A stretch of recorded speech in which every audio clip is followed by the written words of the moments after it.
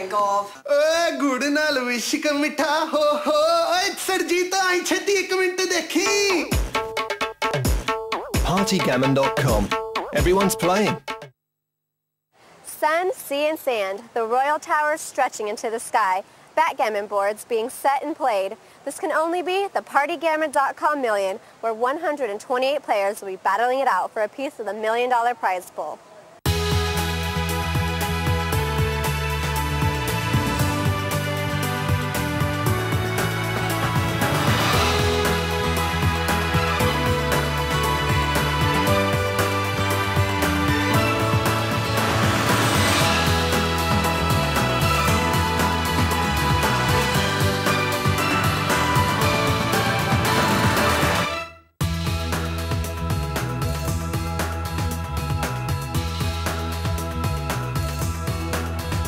It's all work and no play for our backgammon players, as the $1 million prize pool is nearly in sight. It's going to take a lot of skill, confidence, and luck to make it to the final table. And with only 2 rounds left, it's all to play for. Let's remind ourselves who struck gold in the last round and who was left with a pile of stones.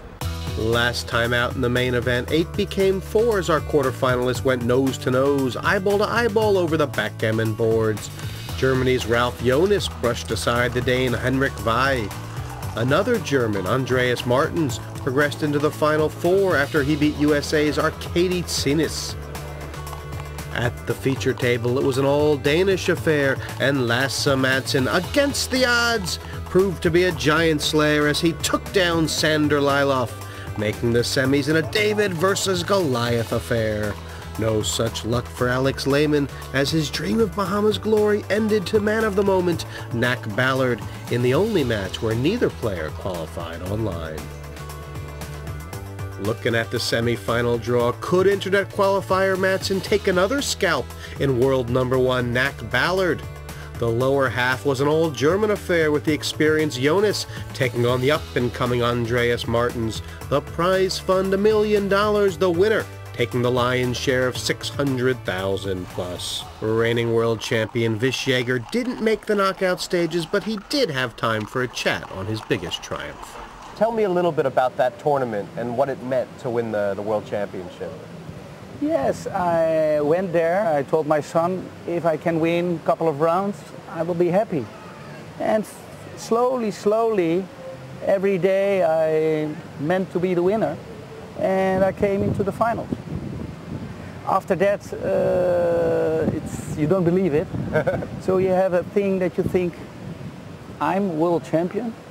Very strange, but slowly you get used to it. What was the secret to your game in Monte Carlo? I don't think there was a special secret. It's a secret of surviving every day. You see like a battle, and there is one winner every time. And if you have the mentality, you say, okay, there's one winner, I can be that for sure. And you're rolling well the dice, and you're a little bit lucky, and your concentration is okay, you can win the tournament. It does seem that everybody here has a genuine love for the game. What do you love most about backgammon? What I like most is that the game is always new. What I mean, you can study and study and study, but suddenly there's coming up something which you did not see before, and that makes it quite interesting. It takes more than a shake and a roll of the dice to win a backgammon game. Luck can only take you so far. You have to make the right moves at the right time. Let's take a look at how to beat our competition. What's that sound I can hear? That strange whining sound. I think it's the sound of the bad beat. Backgammon, like poker, has its own hard luck stories. They usually take the form of, I was so unlucky. Or the other variation is, you can't believe how lucky that guy was. The reality is, great players know how to create more lucky rolls for themselves and minimize the number of lucky rolls for their opponent. I've created 2 positions to help you to understand one of the most important principles of backgammon, the concept of diversification and duplication. Diversifying your own good numbers means more lucky rolls. Duplicating your opponent's lucky numbers means less good rolls. Let's look at how that works on the board. Before we analyse the position, let's think for ourselves how Red wins this game. He's rolled a 4-1, he has 2 men, behind a 4-point prime of his opponent's board, but he also has a 5 prime with one of black's counters already on the bar. For red to win, he needs to escape 2 men and come home safely and bear off. Most beginners will make the following mistake.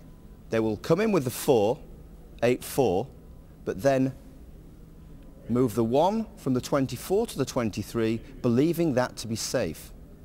The problem with this play is the critical thing that red must do is escape.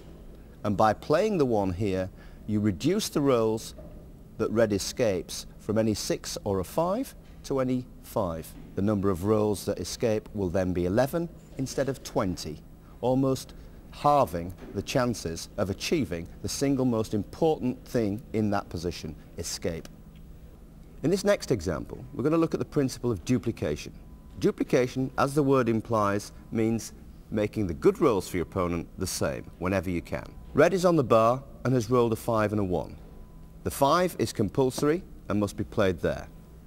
There are then 3 options for the 1. 15-14, 8-7,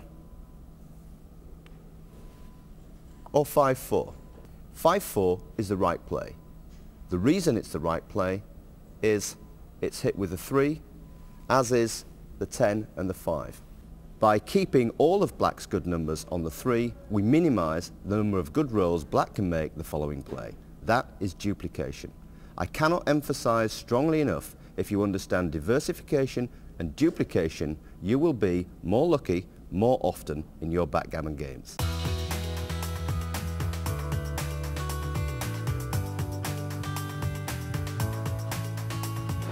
Lucky to be here with Francois Tardieu. He's a 3-time European champion, a French champion, and highly regarded as one of the top players in Europe. Now, Francois, tell me a little bit about how you started, how you began in backgammon.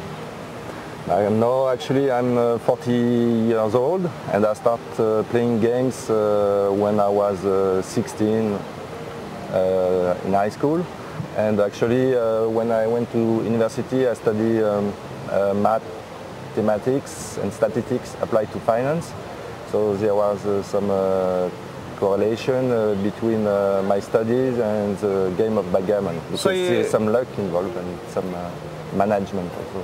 Risk management. Do different players have different sort of styles? I don't know, if more aggressive or... Actually, yes, in the 80s the computer wasn't there, but with the computer now people have changed their style a little bit and they have learned something from the computer. Let's talk about this tournament. I mean, what is it? Is it a very special tournament, do you think? Is it the prize pool? Is it the field? It's a combination of several things. First of all, you have also the location, which is pretty nice. Of course, you have most of the best players in the world, and the prize pool is, I think, is the highest I have ever seen, at least in backgammon, yes.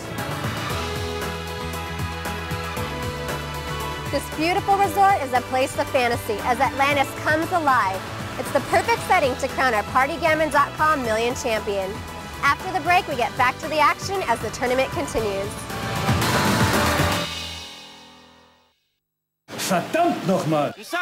PartyGammon.com.